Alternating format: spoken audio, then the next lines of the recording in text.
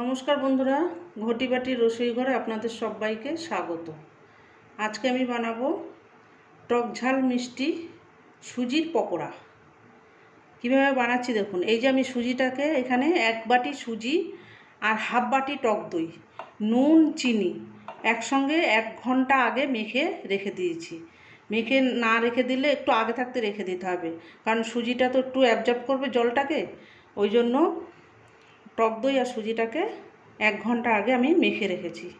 এবার এতে দিতে হবে কুচনো পেঁয়াজ, দিতে হবে কুচনো গাজর,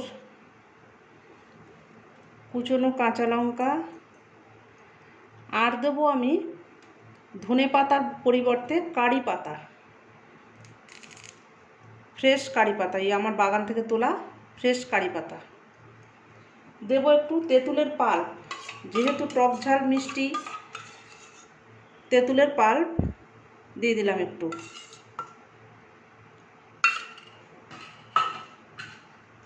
দেব ভাজা মশলা, ধনে, জিরে, শুকনো খোলায় ভেজে নেওয়া ভাজা মশলা।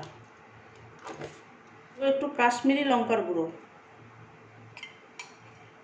দেব। এখানে চালের গুঁড়ো, এখন আমি 2 চামচ দিচ্ছি, লাগলে পরে আবার দেবো, আর না লাগলে আর দেবো না। একটু সুজি দিয়ে দিচ্ছি, দই দিয়ে মাখা সুজি রয়েছে, আর ওপর থেকে একটু শুকনো সুজি দিয়ে দিলাম। টক ঝাল মিষ্টি যেহেতু আমার নুন চিনি দিয়ে সুজিটা মাখা আছে, আবার একটু চিনি দিয়ে দিচ্ছি পরে। বড় বাটিতে করে একটা, এই যে এইভাবে করে আমি মেখে নিচ্ছি। 4টে স্বাদই যেন সম পরিমাণ ব্যালেন্স থাকে, টক, ঝাল, নুন, মিষ্টি।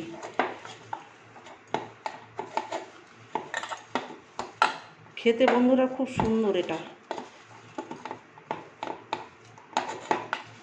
মচমচে হবে এবং দারুণ টেস্টি হয় খেতে।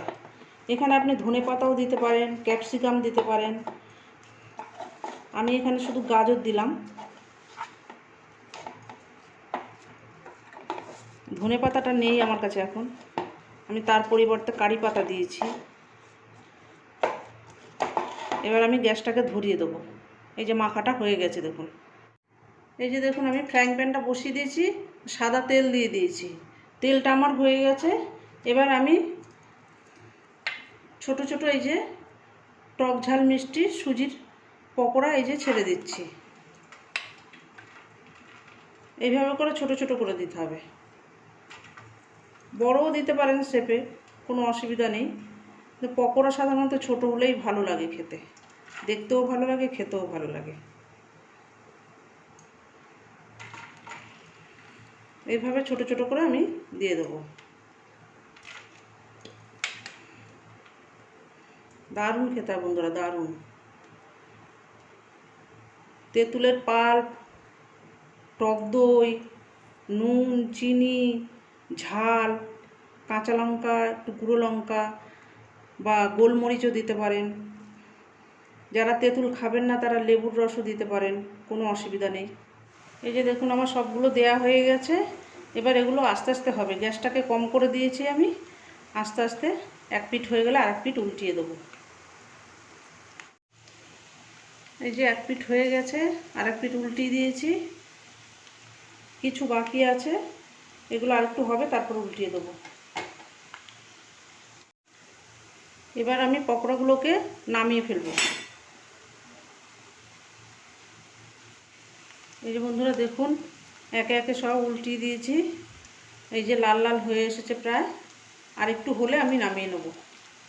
টক ঝাল নোনতা মিষ্টি সুজির পকোড়া আমার রেডি হয়ে গেল। এই যে দেখুন, আমি সার্ভ করে দিয়েছি। সঙ্গে একটু পেঁয়াজের রিং দিয়েছি, একটু তেঁতুলের চাটনি দিয়েছি। আর কাসুন্দি দিয়েও খেতে পারেন, বা অন্যান্য চাটনি দিয়েও খেতে পারেন, বা সস দিয়েও খেতে পারেন। আমি এখানে তেঁতুলের চাটনি, যেহেতু টক ঝাল মিষ্টি, এটা সুজির পকোড়া, টক ঝাল মিষ্টি সুজির পকোড়া, তাই আমি তেঁতুলের চাটনিটা দিয়েছি। এটাকে আপনারা অ্যাভয়েড করেও যেতে পারেন। এইভাবে করে আপনারা খেয়ে আমাকে কমেন্ট করে জানাবেন। এই বর্ষার সময় চায়ের সঙ্গে টাই হিসেবে দারুণ জমে যাবে। টক ঝাল মিষ্টি সুজির পকোড়া আমার রেডি হয়ে গেছে, সার্ভ করে দিয়েছি। এরকম নিত্য নতুন ভিডিও পেতে আমার চ্যানেলটির সঙ্গে থাকবেন, সাবস্ক্রাইব করবেন, লাইক করবেন, প্রচুর প্রচুর শেয়ার করবেন। নেক্সট ভিডিও আসার অপেক্ষায় থাকবেন। ততক্ষণ আপনারা সবাই সুস্থ থাকুন, ভালো থাকুন, সাবধানে থাকুন। ধন্যবাদ।